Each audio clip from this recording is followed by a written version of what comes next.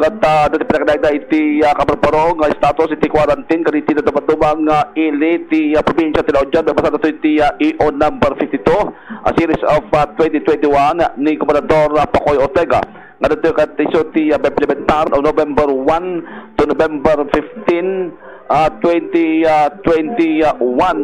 May basang iti nadakamat nga EO kat adto iti status iti tunggal ili iti panakamplementar iti quarantine para kitoy nga lugar kan nadagitay depasidong iti general community quarantine adam iti depasidong iti modified general community quarantine.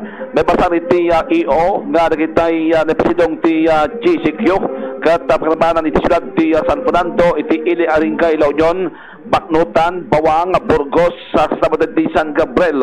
Dagitay mat modified general community quarantine wano MGCQ kat iti ili ti Agoo, ili ti Pagulin, Balawan, Bangar, Taba. Kasama ti ili nga Luna, Nagilian, Pugo, Rosario, San Juan, Santo Tomas, kasama ti ti ili Santol, Sudipen ken iti ili nga Tubaw La Union.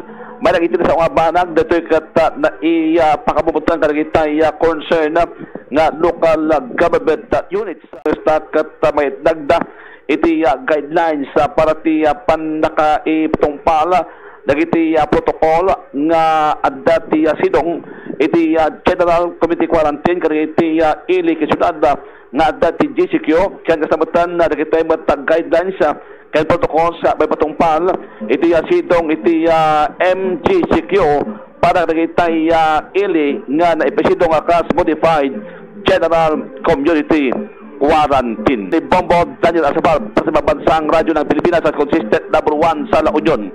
Basta Radyo, Bombo.